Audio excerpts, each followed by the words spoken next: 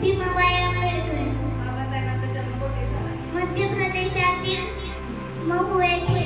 Doctor आंबेडकरांचे आत्मचरित्र कोणते? प्रतीक्षा एका मिसाची. डॉक्टर बाबासाहेब आंबेडकर यांचा जन्म कधी झाला?